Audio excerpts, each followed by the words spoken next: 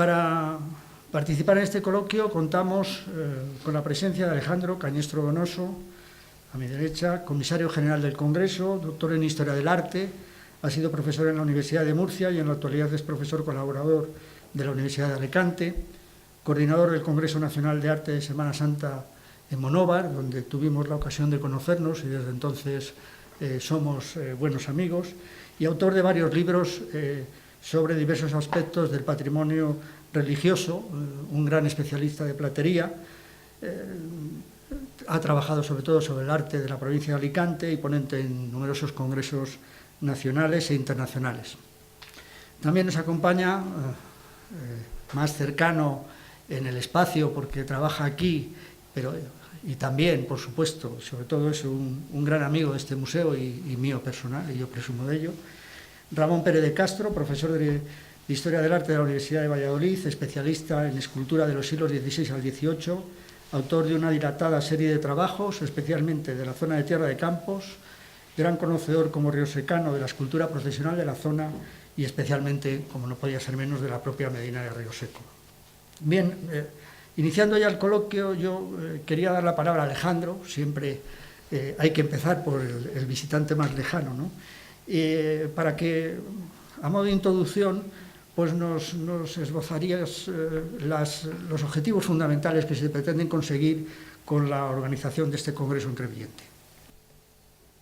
Buenas tardes a todos y muchas gracias por estar compartiendo con nosotros este desembarco en tierras vallisoletanas. Y para nosotros es una ocasión muy especial, no solamente porque hemos venido a ver a José Ignacio Hernández, y buen amigo, ya lo ha dicho él en sus palabras introductorias, sino porque hemos venido a presentar algo que para nosotros es una joyita que tenemos, que es nuestro Congreso Internacional de Escultura Religiosa, cuyo programa es el que tienen ustedes en su mano en estos momentos.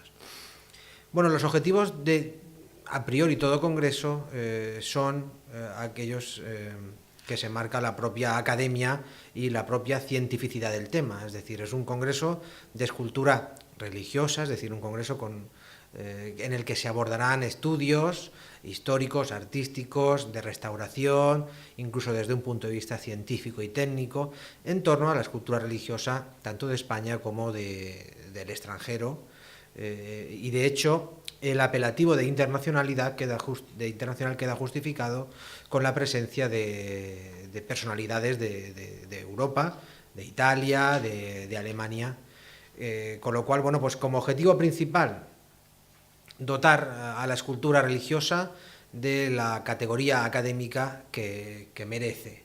Es decir, parece que ha estado denostada, bueno, es la gran denostada de las artes, la escultura, y consideramos necesario, una vez celebrado el Congreso Nacional de Arte y Semana Santa, al que aludía antes José Ignacio, consideramos necesario hacer este congreso donde, en la localidad alicantina de Crevillente, por iniciativa del presidente de su Federación de Cofradías y Hermandades de Semana Santa, por pues, el patrimonio escultórico que atesora esta localidad crevillentina, a base de tallas de Mariano Benlliure, de grandes nombres de la imaginería del siglo XX. Es decir, simplemente el gran objetivo sería ese, dotar a la escultura del cariz académico que demanda, que reclama, y reunir y concitar a un buen número de especialistas en torno a esos estudios.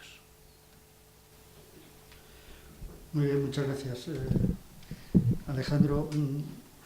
En la línea de lo que tú decías, y ahora comenzamos por Ramón, a mí me parece que sería interesante oír la opinión sobre, la opinión además de dos profesores universitarios, sobre el interés que despierta esta materia, no solo en el público en general, que es un poco lo que has esbozado ya, Alejandro, sino también en los alumnos de las facultades de arte. ¿Cómo ves tú el interés de los alumnos por la historia de la escultura? Preguntar a un profesor como que es en lo que ando yo metido desde hace unos años sobre el interés de los alumnos, pues es una tarea un poco complicada, pues bastante complicada. pues hay de todo, evidentemente. Tampoco vamos a andarnos quejando con esa idea recurrente, ¿no?, de que cada vez peor y todo ese tipo de cosas. Hay de todo, absolutamente. Es cierto que la escultura sigue siendo un arte alejado en cuanto a ese interés frente a otros como puede ser pues, la arquitectura y la pintura, sin ningún lugar a dudas.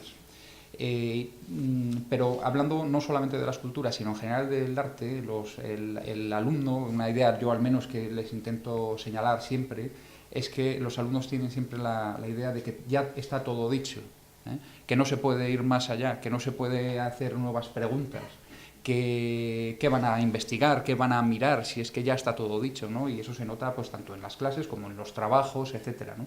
Y yo creo que es una labor muy importante la de los docentes, la de señalar precisamente el enorme camino que todavía tenemos hacia adelante, tanto en materias no trabajadas como en materias trabajadas, pero que hay que repensar, comenzar a hacer nuevas preguntas, replanteamientos, etcétera. Y yo creo que eso es absolutamente fundamental.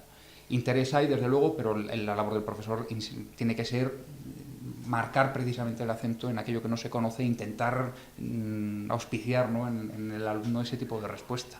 No sé si se conseguirá, en algunos casos sí. Hay aquí algunas personas que han leído sus tesis doctorales hace poco precisamente sobre escultura, Javier, Manuel, y es evidente que todavía falta muchísimo trabajo por hacer.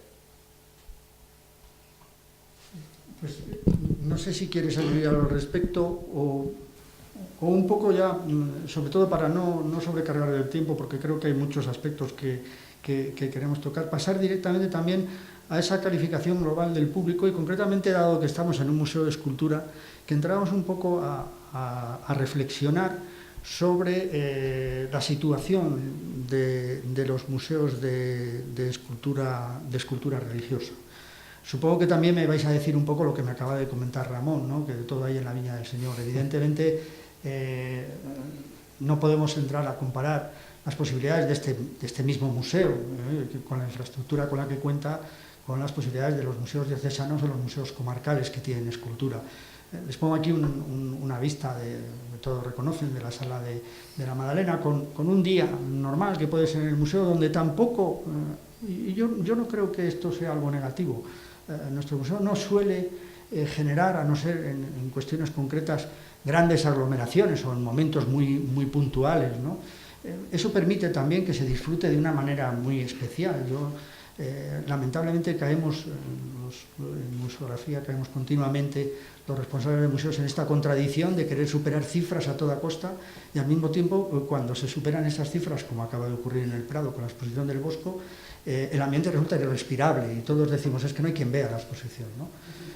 Por eso quizás conviene matizar en este tipo de cosas y saber hasta dónde queremos llegar, hasta dónde debemos llegar. El museo, este museo nuestro, permite desde luego actividades como la Noche de los Museos, que de repente, cuando casi nadie se acuerda de ello solamente por la llamada de la prensa y por el hecho singular de visitarlo de noche, pues se producen grandes aglomeraciones, pero también hay unas actividades que lo respaldan, ¿no?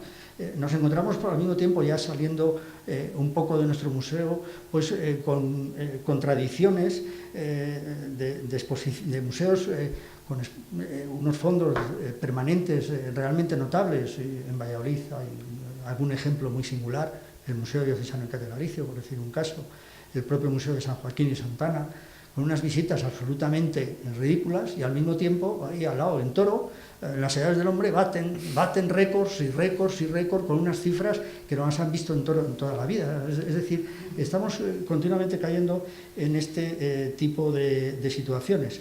Yo incluso estoy expectante con una conferencia que va a haber en el Congreso de Crevillente, que trae solo conozco el título, Matías Beniger, y algunos quizás le vieron aquí en este museo intervenir cuando vino a las jornadas de museos de escultura, conservador del Museo de Múnich, y el título que ha elegido como conferencia, que me parece muy significativo, es La crisis de los museos de escultura medieval y barroca en el ambiente alemán y austriaco. Aparentemente en esos mundos hay una cierta falta de interés por la escultura antigua, que sin embargo también entra en contradicción con lo que nos está diciendo el mercado en el mundo anglosajón, donde se ha puesto de moda la escultura española y está alcanzando unas cifras y un interés realmente sorprendente. Entonces, hecho toda esta introducción, a mí me gustaría que nos dijerais cómo veis el grado de interés que despiertan en las zonas que conocéis los museos de arte religioso y en particular los de escultura de esta temática, e empezamos ilustrándolo la intervención de Alejandro con dos imágenes de dos museos de Crevillente, el Museo de la Semana Santa y el Museo Mariano Benlliure, que tiene otras cosas, pero tiene también un importante fondo religioso.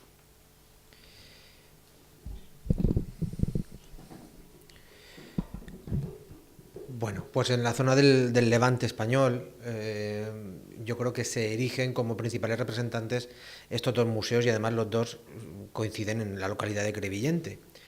El Museo de la Semana Santa no es un almacén de pasos, no es un garaje, no es una cochera, sino que es un museo, hay un discurso, hay un plan museográfico, hay un plan museológico, todo está perfectamente pensado para que el visitante, cuando entra y sale del museo, tiene una idea perfecta de cómo es la Semana Santa crevillentina.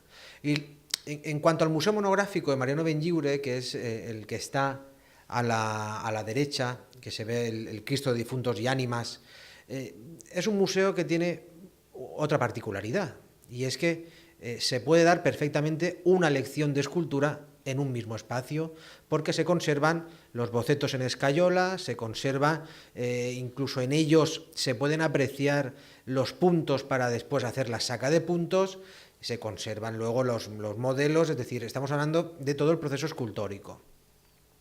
¿Qué interés despierta esto? Pues la verdad es que relativamente poco, o desgraciadamente poco. No abundan los museos en la zona del Levante, de hecho en la provincia de Alicante el Museo de Semana Santa de Crevillente es uno de los poquísimos museos de esa naturaleza que existen, por no hablar del Museo Monográfico de Mariano Benlliure, es decir, eso es ya prácticamente único en su especie.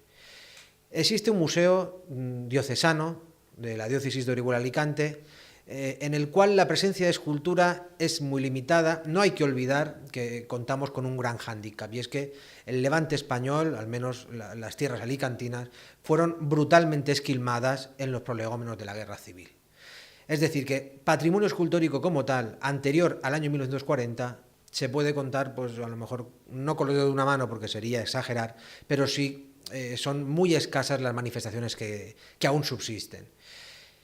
Ello, lógicamente, no ha sido óbice para que se creen museos o que determinadas piezas se saquen de su culto y se pongan, por ejemplo, en el caso del Museo de la Semana Santa de Crevillente, que se expongan y formen parte de un discurso mucho más amplio. Lógicamente hay ciertas piezas que siguen estando al culto en el templo parroquial de Nuestra Señora de Belén, pero el interés que despierta, es decir, esto es una cosa minoritaria y quizá...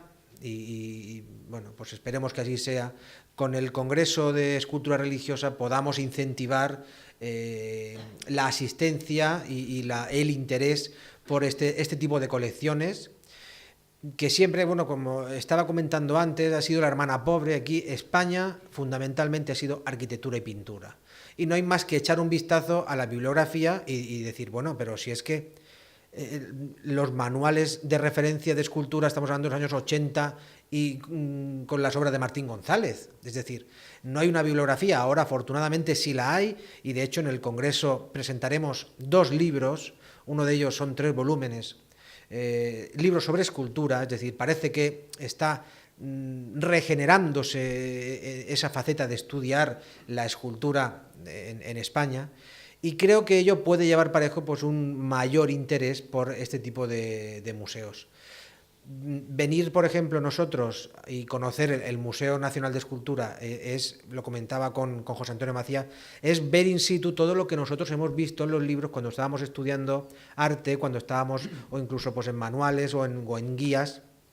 Es decir, para nosotros resulta de una gran envidia que en Valladolid pues exista este museo que tiene esa colección estupendísima y nosotros pues no tengamos eso, pero aludo a la circunstancia anterior de que las iglesias fueron literalmente saqueadas, es decir, no hay patrimonio, y el poco patrimonio que hay, bueno, pues se intenta mimar en cierto sentido. Por ejemplo, toda la imaginería procesional de la localidad alicantina de Crevillente, lugar del Congreso, está en plena fase de restauración, toda. Es decir, esto indica pues un interés por la conservación y ese interés por la conservación pues lógicamente lleva pareja la restauración. Ya me gustaría a mí tener las cifras que tiene el Museo Nacional de Escultura en un museo de la periferia de la periferia. Para que veamos lo que tenemos y no apreciamos en muchas ocasiones, que nos parece lo que nos acaba de contar Alejandro, con el patrimonio, con el nuestro inmenso patrimonio.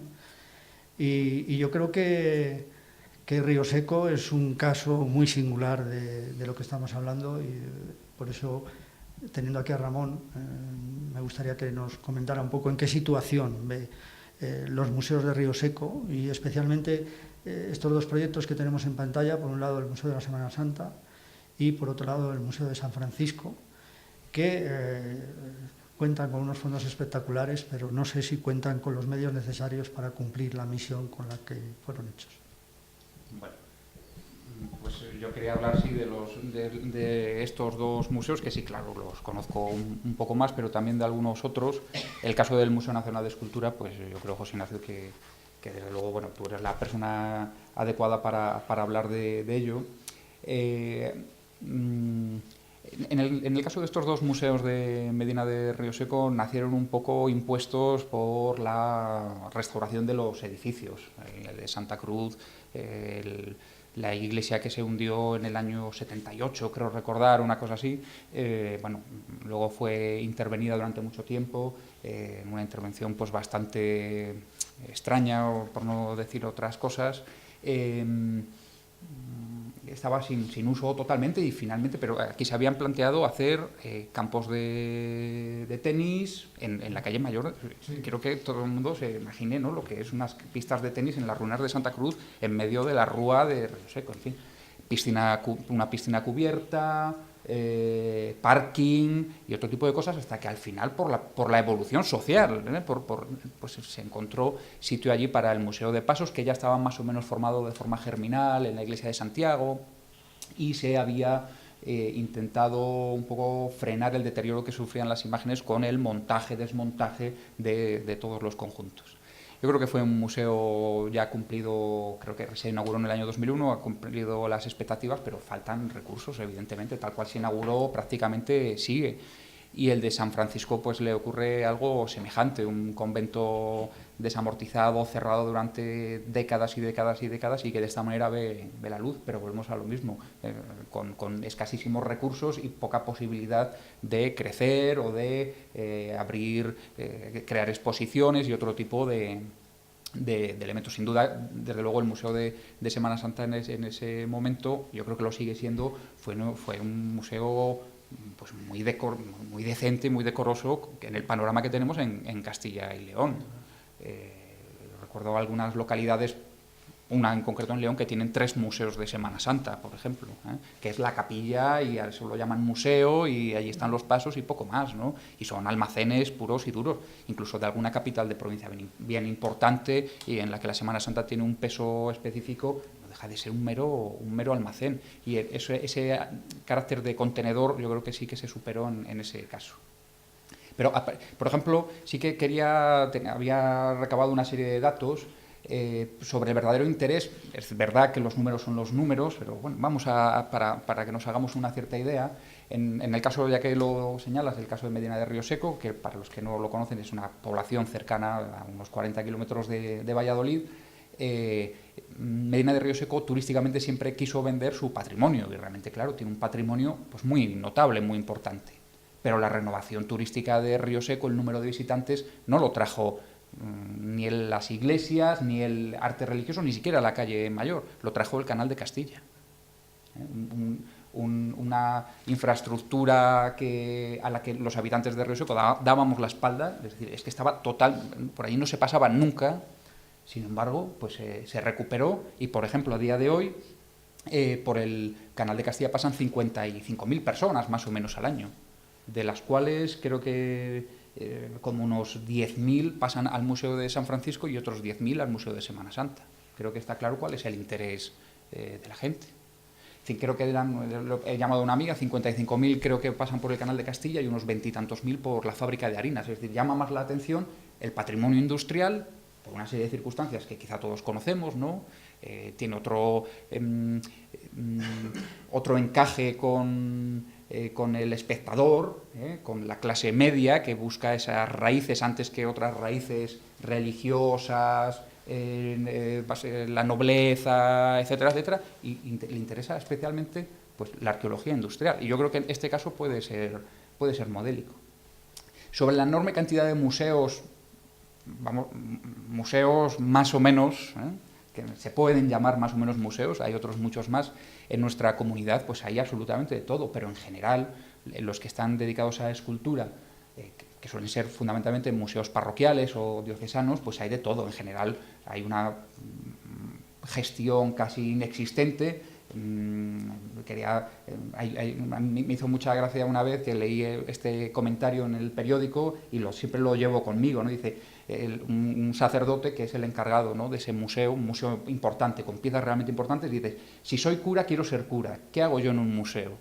Y esto suele pasar muchas veces, ¿no?, cuando a un párroco le corresponde una parroquia notable artísticamente y que al final le acapara una cantidad de tiempo y de sacrificio y de desvelos pues que él no quiere asumir, prefiere una parroquia en un barrio residencial nuevo y dedicarse a lo que él considera que se tiene que dedicar. Y es una labor muy importante la que hay que hacer. Museos muchos, con mucha dispersión, con mucha dificultad de acceso. Hay casos, yo creo, notables, ¿no? El Museo del Retablo de Burgos, que yo creo que ahora se ha vuelto a abrir, pero que ha estado muchísimo tiempo cerrado y tal. Y sobre todo la mala difusión. Por ejemplo, un museo que a mí me gusta especialmente, que es el de Santa María de Becerril de Campos, una localidad terracampina que yo he sufrido mucho en mis investigaciones y que realmente aprecio. Allí hay un museo parroquial, un importantísimo museo parroquial, con piezas ni más ni menos pues que de Berruguete, de Alejo de Bahía, de Juan de Juni, piezas mexicanas, bueno, una cosa realmente importante, notable, además del edificio. Y ese museo más o menos rondaba al año pues sobre unos 2.000 visitantes al año. Hay que tener en cuenta también que las cifras siempre van a estar infladas, seguramente. O sea que 2.000 o menos. El año pasado se llegó a los 5.000, pero es que el año pasado se abrió San Pedro Cultural, que es una iglesia que se había hundido en los años 60, de ahí proceden los retablos de Málaga y de que se llevaron a Málaga y a otros lugares por el obispo de Palencia.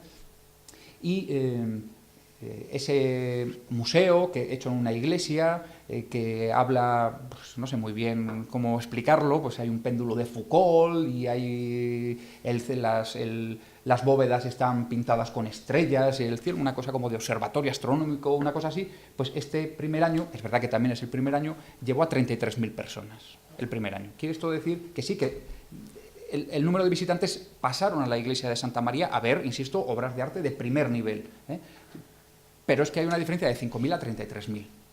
Yo creo que eso nos pone un poco en situación. Es verdad que algunos museos diocesanos cuentan sobre todo diocesanos, cuentan con el beneficio en número de público de ser visita obligada en una catedral. Por ejemplo, es lo que le pasa a la Catedral de Ávila. Pero pasa, por ejemplo, en otros casos en los que el museo está separado de la catedral y la reducción de visitantes es tan drástica como, por ejemplo, el caso de Palencia, donde el año pasado visitaron la catedral unas 32.000 o 33.000 personas, de las cuales al Museo Diocesano, que si lo conocen, pues hay obras realmente de primer nivel, pues pasaron 3.000 visitantes, como máximo, 3.000 visitantes. Bueno, Con esto contamos, es decir, claro, además, por otra parte, son museos que, insisto, con muy pocas infraestructuras. En nuestra zona, a diferencia de lo que quizá ocurre en el sur o en el Levante, con una cantidad de obras de arte excepcional, pero claro, sin recursos, pues, por ejemplo, para montar exposiciones, que para eso están las Edades del Hombre. Además, se entiende socialmente, ¿no?, que las exposiciones de arte religioso son básicamente las que hacen las Edades del Hombre. Sin embargo, nos hemos dado cuenta, por ejemplo, en el caso de Valladolid, recientemente, una exposición en el Museo Diocesano y Catedralicio que ha llevado a miles de personas. Pero claro, para eso se necesitan recursos y una cosa muy importante, sobre todo, una comunicación clara entre las instituciones y la Iglesia, en este caso concreto. Porque es verdad que muchas de los visitantes que tienen los museos públicos son visitas gratuitas o visitas de grupo, etcétera, que no van a un museo parroquial, porque en un museo parroquial paga todo el mundo, a priori. Y yo creo que esa falta de interés, por una parte, hay como un interés en la puesta en funcionamiento, pero luego decae en lo que es el trabajo continuo, en el trabajo día a día, que necesita personal, que necesita limpieza, que necesita nuevos proyectos. Pues en nuestras iglesias, no sé cuántas exposiciones se pueden hacer al margen de las Edades del Hombre en los museos diocesanos y catedralicios, que cuentan con Burgos, por ejemplo, una diócesis amplísima, riquísima. Pues podrían hacer lo que se quisiera, pero faltan medios, faltan recursos y, como les traía aquí, faltan también visitantes. Hay que llamar a los visitantes y a veces, cuando se les llama, acuden. Eso. En resumidas cuentas, yo creo que es básico la profesionalización. Pon un museo en tu vida, que haya dinero para una obra y para una instalación y unas vitrinas, y que luego detrás no haya nada. Eso solo conduce a lo que nos ha conducido a muchos de los museos que tenemos en nuestra región. Y hay dignísimos ejemplos de lo contrario. Un museo con poquísimos medios, que sin embargo está regido por profesionales. Sabes que son buenos amigos, se puede decir que estoy hablando bien de los amigos, pero lo digo honestamente, es el Museo de las Ferias de Medina del Campo, llevado por grandes profesionales que dejan allí con todo su esfuerzo y sacan los medios de cualquier sitio, pero tienen unas actividades pues dignas de un gran museo. Algunas exposiciones no tienen tanto espacio, les obliga a montar y desmontar la exposición permanente cada vez que hacen un montaje distinto, pero se nota que detrás hay un equipo de profesionales. Yo creo que es que hacer un museo y no dotarlo de profesionales es como hacer un hospital y que no haya médicos. Pero estamos acostumbrados, parece que estamos acostumbrados a eso, ¿no? Sí. Últimamente, ¿no? Evidentemente eso es lo que tiene que cambiar. Y así también se da salida a una cantidad de personas que salen de las facultades con muchísimo interés, con muchísimas ganas de trabajar y que no ven estamos formando a gente, como todos conocemos, para que no puedan, con la cantidad de material y de expectativas que tenemos en nuestra propia tierra, aquí y en otras regiones, sin ningún lugar a dudas. Bien, en la línea de lo que estábamos hablando, lo que pasa es que es un caso un poco largo y veo que se nos está alargando el tema.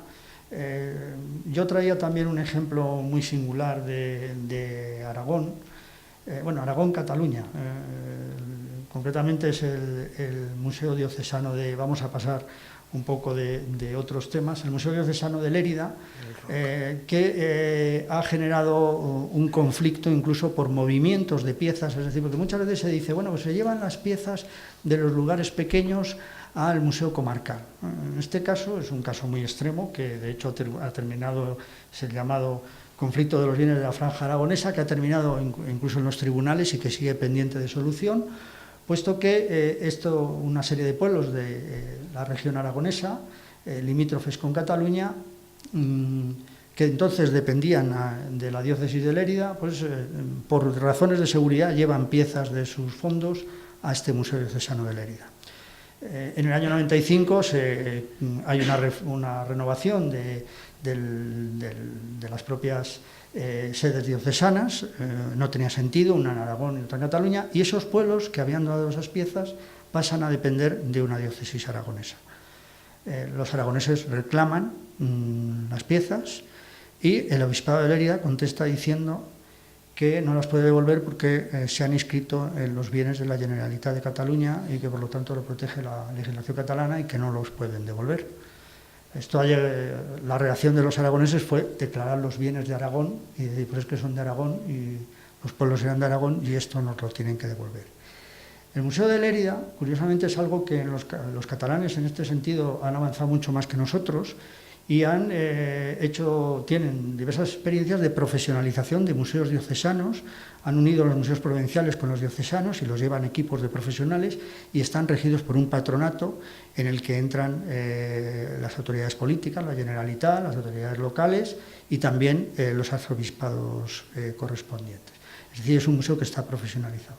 Y encima, en toda esta situación, que era lo que yo les quería presentar, pues decidieron las personas que gestionan el museo hacer una exposición, y esto ha sido muy conflictivo en la prensa, empezó en octubre del año pasado y terminó en enero de este año, que se llama Los Apóstoles del Rock, que es lo que yo les pongo en pantalla, donde exhibieron, no sé con qué finalidad, porque yo la verdad es que he intentado buscar alguna razón que justificara esto. Bueno, he de confesarme absolutamente enemigo y sobre todo porque ya me parece que aburre esta historia de estar todo el día con el parangón, o sea, arte contemporáneo, arte antiguo y arte contemporáneo y arte antiguo y sin buscar, siempre, sobre todo sin explicar una razón. Me parece que no se sostiene. Bueno, hicieron esto y esto ha generado muchísimos más problemas, ha venido todavía a complicar más el tema que está sin resolver. Incluso hay unas declaraciones de la consejera de Aragón donde dice directamente que es una tomadura de pelo, estoy de acuerdo con ella, y una falta de respeto que demuestra que el obispado no controla lo que se hace en ese museo.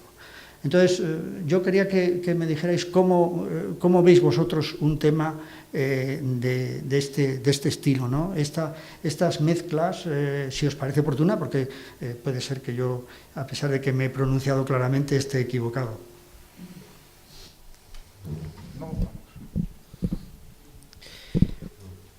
Bueno, yo creo que cuando las cosas no se someten a un control o a un criterio, pues igual ocurren ese tipo de cosas. La verdad es que esto es como mezclar la gimnasia con la magnesia. Es decir, bueno, lo del parangón es una cosa que, bueno, ya viene de antiguo, claro, sí. Y no me extraña que José Ignacio esté un poco harto del asunto. Pero creo que por lo menos tenemos que partir de la base de un respeto a ese patrimonio. Y no hay que olvidar que ese tipo de piezas se concibieron con una función. Lógicamente son obras de arte y hay que tratarlas como tal, sí, estamos de acuerdo, pero hay veces en las que es muy difícil deslindar la función de la obra de arte, en este caso la religiosa, de la concepción como obra, como tal. Bueno, yo creo que no se trata de expresar una opinión ni de decir si esto es mejor o peor o si la iniciativa es acertada o no, pero yo creo que se debe partir de una base de un respeto al patrimonio. Y bueno, pues ese respeto al patrimonio pasa por la educación. Es decir, yo creo que hay por ahí una máxima latina de que solo se respeta lo que se ama y solo se ama lo que se conoce. Es decir, si nosotros no conocemos eso, es decir, nadie nos ha dado a conocer y nadie nos ha dicho que eso tiene cierto valor, mucho o poco, pero tiene cierto valor, es muy difícil que nosotros podamos querer ese testigo que es un testigo de la historia. Si no tenemos ese principio educativo, será muy difícil que no se toleren ese tipo de accidentes, porque podríamos calificarlo como un accidente. En cuanto a que esto esté puesto o forme parte de una exposición o esté en un museo, bueno, pues simplemente por ese hecho ya esto ya se ha elevado a categoría de arte. Puede ser una performance, puede ser una instalación, puede ser lo que tenga su autor a bien, pero yo creo que tendríamos que empezar por un respeto y es muy posible que si partimos de esa base del respeto no nos llevemos las manos a la cabeza y digamos ahí lo que han hecho con mi Virgen o lo que han hecho con esa determinada imagen de culto, que como digo, no dejan de ser imágenes de culto, que en su día se concibieron para una capilla, para una iglesia, para un oratorio doméstico y que, bueno, pues hoy en día están en un museo o están en una exposición temporal. Por ejemplo, nosotros en la Comunidad Valenciana ahora ya no, porque la crisis se la llevó por delante. Teníamos la Fundación La Luz de las Imágenes que se dedicaba a hacer macroexposiciones almacenes. Es decir, yo creo que el gran mérito de las Edades del Hombre es que son exposiciones que tienen un discurso, que tienen un programa.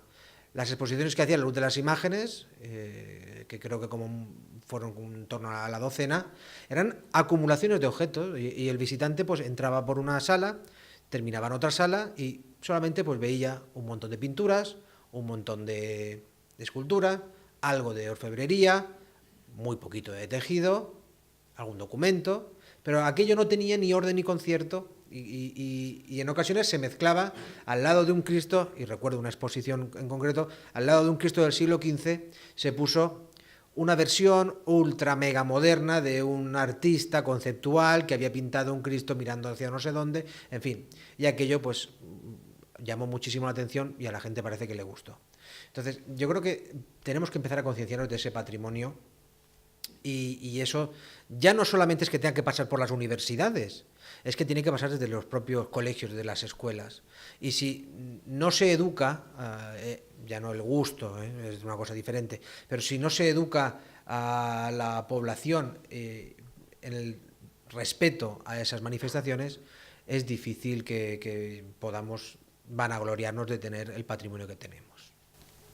Bueno, sobre el caso concreto que pones, que yo no conocía de decir, aunque sí el caso de la historia de las piezas, pues en primer lugar he pensado, bueno, pues es una cosa cogida por los pelos, pero a quién se le ocurre y tal. Pero como pasa casi siempre, siempre hay algunas segundas intenciones.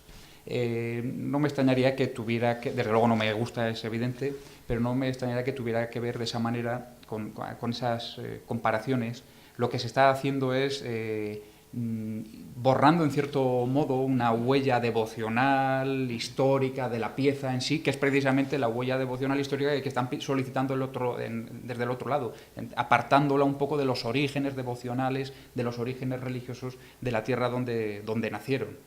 No creo que el escoger precisamente esas piezas y para esto pues seguro que tiene que tener algún fin interesante. Y por otra parte, pues a mí no me parece mal que a todo lo llamamos arte, pero es evidente, como todos sabemos, que no es lo mismo el arte del lo que consideramos arte en el siglo XIII que lo que se considera hoy, aunque nosotros a todo eso lo llamamos arte. Entonces hay que tener muy en cuenta estas comparaciones. Y hombre, ya si vas a comparar algo decente y bueno de la antigüedad, pues compáralo con algo decente y bueno de la modernidad.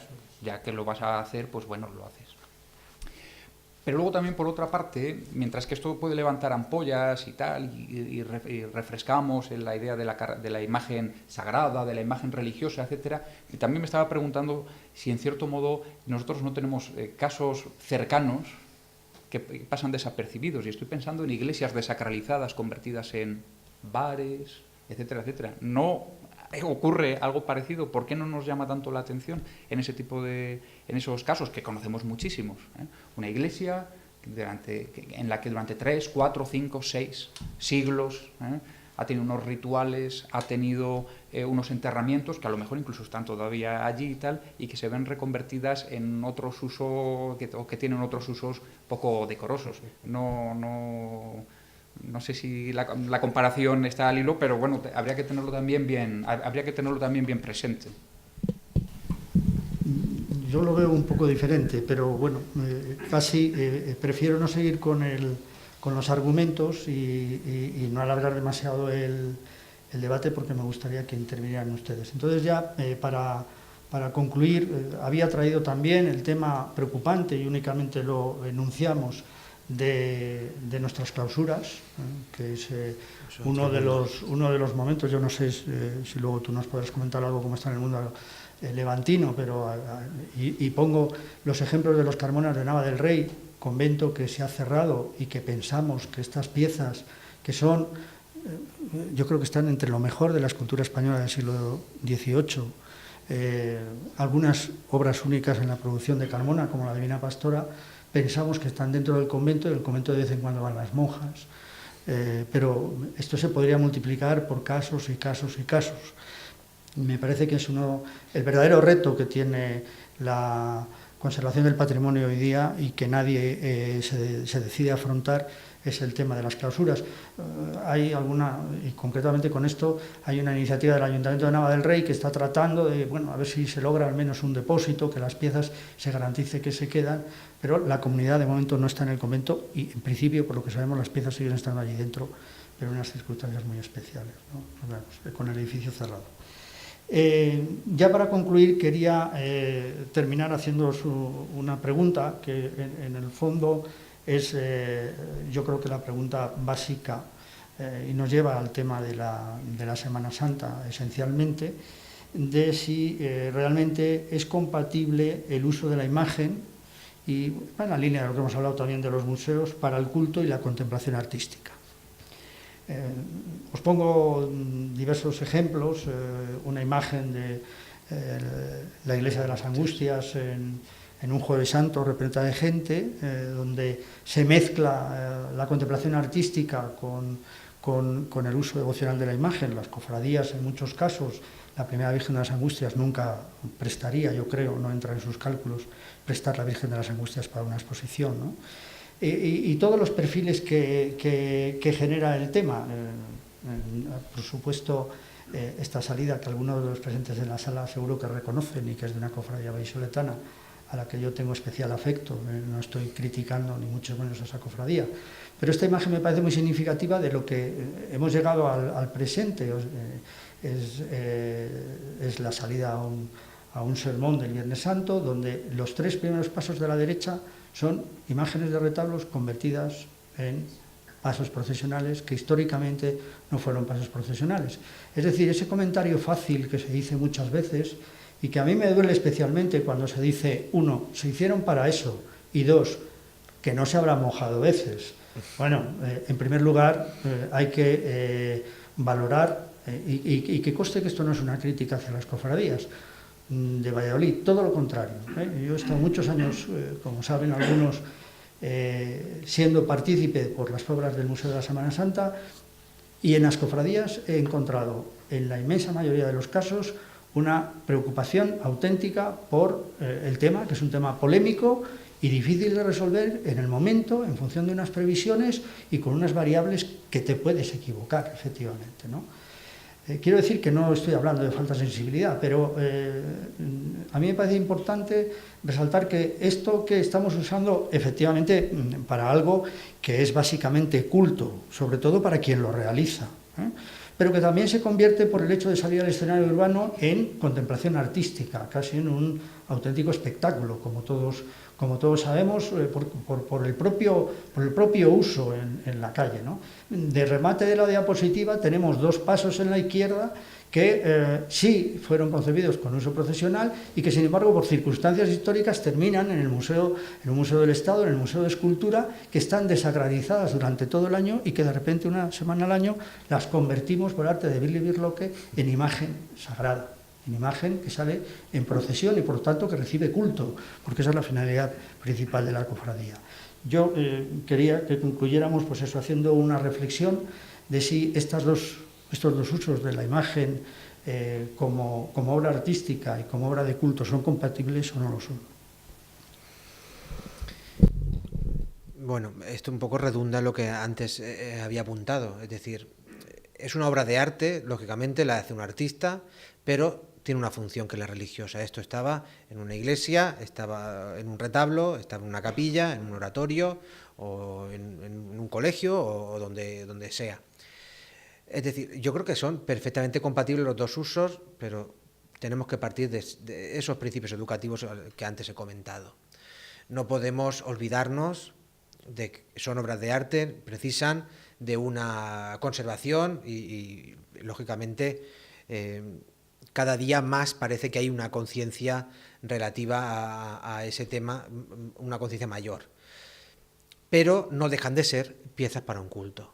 Es decir, es como una iglesia. Una iglesia es un edificio, sí, pero es un edificio donde se celebra un culto. Es un edificio que se levanta no para poner un Corte Inglés ni para poner un mercado. Se levanta para celebrar allí el culto, en el caso de las iglesias, el culto católico. ya no se trata de deslindar o no deslindar, porque antes decía que en ocasiones es muy difícil. Y, por ejemplo, la imagen que ha proyectado antes José Ignacio del Museo Mariano Benlliure de Crevillente, allí hay un Cristo 364 días del año, que es el Cristo de Difuntos y Enemas, que estaba ahí, que sale en procesión el martes santo por la noche. Un día sale en procesión, es decir, 364 días es obra de arte y un día es escultura sagrada, porque está en la calle, además la gente le profesa mucha devoción y es una procesión ciertamente muy particular. Como eso, pues ese ejemplo se podría extrapolar pues, a muchas de las cosas que hay en este museo. Y el caso de la fotografía creo que es bien evidente y bien elocuente. Ya no se trata de, como digo, de separar obra de arte o objeto de culto, sino yo creo que pueden converger perfectamente las dos cosas en una misma obra, pero siempre y cuando sepamos qué uso es el que le damos en cada momento. Es complicado sacar de un entorno una obra de arte, y hablo del Museo Nacional de Escultura y hablo también de ese Museo Mariano Benlliure de Crevillente, es decir, se desmonta, se baja, se pone en un paso, se saca en procesión y luego se vuelve a montar y está expuesto todo el año en el museo y la gente lo contempla en el museo y es un Cristo crucificado. Igual que están los pasos de Semana Santa en el Museo de Semana Santa, 364 días y salen en la procesión, o 360 o los que sea. Es decir, que ante esas circunstancias, bueno, pues lógicamente creo que convergen y se complementan la faceta devocional, que la tienen y es imprescindible, con la parte más artística, más de consideración de objeto de deleite estético, porque hay gente que acude a una procesión de Semana Santa no por el hecho de la procesión, sino por el hecho del placer estético resultante de contemplar una imagen porque la hizo pues, un Gregorio Fernández o un Francisco Salcillo. Es decir, yo creo que esos dos usos o esas dos funciones de la obra y aún hoy en día existen y espero que subsistan durante mucho. Bueno, yo creo que depende. Sí me gustaría hacer una referencia muy breve a lo que habías dicho y es evidente, ¿no? El tema de las clausuras es bueno, nosotros tenemos otros muchos problemas en el caso de Castilla y León o en la zona centro, ¿no? Que es la despoblación, la dispersión del patrimonio y otras muchas cosas más. Pero es absolutamente increíble que a día de hoy no haya habido un plan concreto de inventariar sistemáticamente, seguir las piezas y un protocolo de actuación entre todas las instituciones, la orden concreta, los distintos obispados o arzobispados y la Junta, en este caso de Castilla y León, u otras, para hacer un seguimiento de todo aquello, un control y tal. Entonces se producen unos casos realmente tremendos. Y todavía no se ha hecho y es evidente que mucho se ha perdido y que en unos años pues, el proceso va a seguir y va a seguir creciendo en la mayoría de los casos. Por otra parte, respecto a lo que ya planteabas, bueno, la imagen religiosa, la escultura religiosa, son piezas que se activan.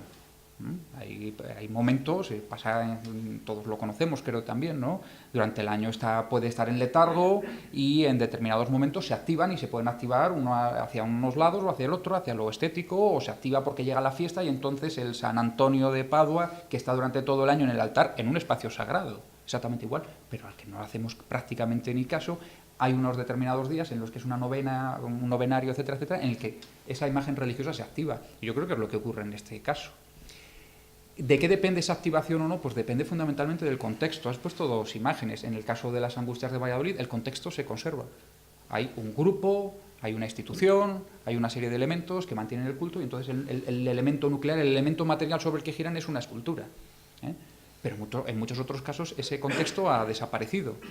Luego se ha rehecho, restaurado o innovado o lo que sea, y eso permite el caso tan curiosísimo que tiene Valladolid, pero que tiene en otros muchos lugares, en los que, por ejemplo, el caso de Río Seco o el caso de otros lugares, el caso de otros muchísimos, en los que en la idea de sacrificar la exposición en la iglesia de la escultura titular, se ha sacrificado quizá eso en función, por ejemplo, de la conservación de la pieza, de sacarle un rendimiento turístico, etc.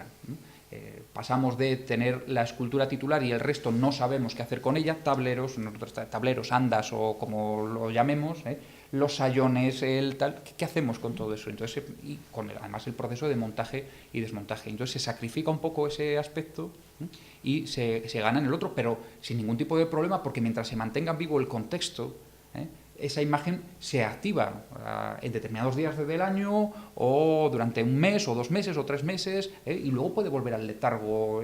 Yo creo que es una de las cosas curiosas que tiene la escultura religiosa, sin necesidad de que esté expuesto al fiel diariamente, como tampoco por otra parte estaban expuestas las imágenes diariamente a los fieles.